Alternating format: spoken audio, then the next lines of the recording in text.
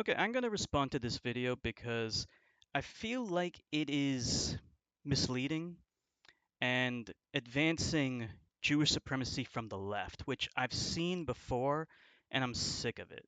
So this kind of stuff needs to be critiqued and addressed. Did you know that the majority of Jewish working class organizations in the early 1900s were vehemently anti Zionist? Working class Jews. So early Zionism was met with a lot of, well, I shouldn't say pushback, but the the agenda to annex Palestine wasn't the only idea. Now, I need to make it clear Zionism was an Ashkenazi separatist movement, and it wasn't the only one. There were other Jewish separatist movements. So, yeah, there were Jews who opposed Zionism, just like there's Jews that oppose Zionism today. But why is he talking about Jews from the late 1800s to early 1900s, as if that is in any way relevant to how Jews feel about Israel today? The overwhelming majority of Jews today support Israel, whether you like it or not. And if you don't believe me, then I challenge you to perform a thought experiment where if you have a political candidate that runs on an anti Zionist platform, would they win the Jewish vote? And the answer is no, I don't believe they would. That doesn't mean that they can't win an election. I believe it's possible, but I don't believe they would win the Jewish vote. Like the communists and the Soviet Union railed against Zionism and called it an extension of British imperialism. And this is the problem. Well, yeah, because Zionism was an Ashkenazi separatist movement, and the Jews that lived in Russia and Eastern Europe, they weren't actually Ashkenazis specifically. They were other kinds of Jews, which actually at the time they called them Mizrahi Jews. Mizrahi used to refer to these Eastern European Jews, Slavic Jews, Caucasian Jews. These are Eastern European Jews.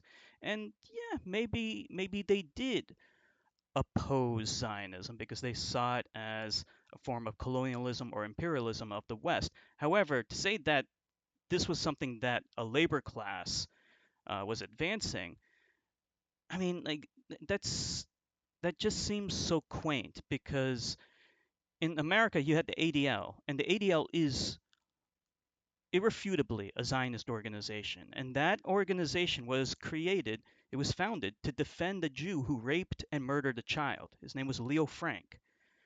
Um, and while, yes, that organization sprouted as a result of a rich Jew being lynched, but he was a rapist and a murderer. But it was a rich Jew, I'll admit that. But then again, like how many middle class or poor class Jewish organizations are there? Like to talk about, you know, a working class Jewish organization, I feel like most Jews at the time who were part of the labor class and working class probably wouldn't have identified with Jewish identity in the first place. With JQ ideology. You can't just blame everything on a certain ethnic group. Well, yeah, you can when that ethnic group calls itself the Jewish state and says it's the only Jewish state in the world, and I mean that's what they call themselves, and they're committing genocide in Gaza. Okay, the people who are committing genocide are Jews. You don't want to call them Jews, and you have to ask yourself why don't you want to call them Jews? Whether you're being brainwashed, I don't know if this guy's a Jew or not. It's not really important because he's still advancing Jewish supremacy, whether he is consciously aware of it or not. But he's doing it from the left. And there is a problem with the Jewish community. When the overwhelming majority of Jews support Israel and support genocide, there is a problem. And you cannot fix problems in your community until you first acknowledge that there is a problem. And you're not acknowledging there's a problem. You want to keep on deflecting and calling these people something else. You want to call them Zionists, you want to call them Israelis, or you want to say it's a class issue when the people who are raping and murdering kids in Gaza, they're Jews. I don't, and I'm pretty sure the infantry who's raping and murdering the children there are not part of the elites. Okay, they're the middle class or worse. Or I mean, I know they're scumbags. That much we do know. You also need class analysis. Working class Jews were at the forefront of the struggle against Zionism. It was only socioeconomic elites within the Jewish community who used all of their money to fund its rise. Yeah, because that's how you would get it done. Like, and that goes back to what I was saying before. I feel like most poor or working class Jews probably wouldn't have identified as Jews. So this is the thing, this is the mistake that he's making as well, is that the word Jew or Jew as a group is not properly defined because there is no good definition for it. In the late 1800s, Jew was defined as a race. Okay, that's the reason why they still use that ridiculous, stupid, nonsensical word anti-Semitism, because they believed that Jews were a separate race called Semites. They believed it was a science, and it's not. So when you're talking about Jews, all it really is a worthless, meaningless social construct, and it's a choice.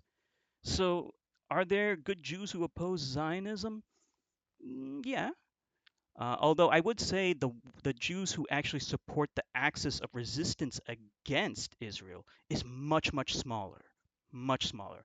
People like Jill Stein are not anti-Zionist. She supports Israel. She just opposes genocide. Bernie Sanders is a straight up Zionist. Okay, I already made videos about both of these people. They are not supportive of using force against Jews who are raping and killing kids. They don't support that. They just think genocide is wrong. The only Zionist organization that claimed to speak for the workers were the Labor Zionists, and they were funded by the Rothschild family. Yeah, because most organizations, most Jewish organizations, would be funded by rich Jews. And like he's basically contradicting himself now. Like he's essentially admitting that rich Jews do have clout and influence in society, especially the Rothschilds. And but there's plenty of others. Miriam Adelson is a Jew, and she handed over $100 million to Donald Trump, and of course, that was to get him to support a pro-Israel, pro-Zionist agenda. And once again, it all comes back to the capitalists, the people who own the land, the means of production, and the banks. You can never blame all of the world's problems on one ethnic or religious group. That's a straw man. I don't think anyone is blaming all the world's problems on Jews. I think people are blaming the genocide in Gaza on Jews, and I think people are blaming Israel and Jews for the endless wars in the Middle East because they are to blame for that, because they want us to support, they want America to fight Israel's wars for it. That's the reason why the Iraq war happened. Okay? The whole war on terror, that was a farce. This was to advance Israel's ambitions for greater Israel, to get America to fight its enemies for it. Okay, and Israel is, by their own admission, the Jewish state. It shouldn't be, but that's what they call it. So the never-ending wars in the Middle East are because of Jews. Okay, and if you aren't willing to admit that yes, Jews are, they need to be blamed for certain things. I'm not saying every single Jew on the planet is, but I do think that the good Jews should renounce their Jewish identity because it's a choice. Okay, no one is forcing you to be a Jew. And most people who call themselves Jews are atheists. So there's no religious merit to it either. And even if there was, I think the religious Jews should probably just rename themselves. Okay, it's just a worthless label. Let the genocidal Jews keep the label because they're the ones who did this. Okay, because they're the ones who committed this genocide and then they attacked their critics by calling them anti-Semites and hating Jews and Nazis and all this stuff. It's all Jewish identity. Okay, so it's their fault. They're the ones who ruined everything. Okay, so if you don't like how people are blaming the crimes of Jews on Jews, then you're a Jewish supremacist. You have to take responsibility. You can't correct. There's a major problem in the Jewish community, a major problem. But you can't fix those problems until you admit that there is a problem. And instead of trying to change what this is about into class struggle and Marxism and communism and this and that, and this guy's called Midwestern Marx. He's obviously a communist Marxist, whatever the hell it is. So he wants to deflect. to make this about what he cares about instead of focusing and addressing the issues um, that are actually relevant and pertinent. Because honestly, communism and Marxism have nothing to do with what's going on in Gaza. Okay, it's Jews who are raping and killing kids in Gaza. And be correct, because that's not how the world works. You're ignoring the class distinctions that exist within the Jewish community, and the fact that there were so many Jewish people who dedicated their lives to fighting Zionism. Capitalists and bankers of all kinds are the Yeah, so like the Jews who dedicated their lives to fighting Zionism are insignificant and they failed. Like if you're going to talk about it in a historical sense, you have to be honest about their failure. It didn't work, obviously. And it's not relevant today because these, like the relevant Jewish groups who are anti-Zionist are people like, Not Our Name and Jewish Voice for Peace, and these are just pacifists, honestly, and unfortunately weak and ineffectual. And at the heart, they don't support the axis of resistance. They're just pacifists. Um, I saw them tweet stuff about how they condemned Iran for defending itself, literally. um, you're not on our side if you condemn Iran for using force against Israel because they are fully justified in doing so. So there's only a little bit left, so let's see what he has to say. problem, not any one religion or ethnicity. Well, it is any one religion or ethnicity, whatever you want to call it. In fact, don't call it an ethnicity because it's not. I'll just call it a worthless social construct. Um, Jews are to blame for the genocide in Gaza because they're Jews, okay? And regardless of how I feel about it, whether it's an ethnicity or not, I don't believe it is, but the point is that they are calling themselves Jews. It is a social construct, and they're choosing to call themselves Jews. So, the, the long story short, I wouldn't have said a damn thing about Jewish identity if they weren't leveraging Jewish identity to immunize themselves from critique and slander and discredit their critics. Once you start doing that using Jewish identity, it's on the table, and I get to critique it. That's how it works. And this idea of Jewish, whatever you want to call it, being an innate, indelible trait is wrong. It's a lie, and that needs to be debunked and refuted. I believe this is like a mind virus. You want to call it the Jewish mind virus? Call it that.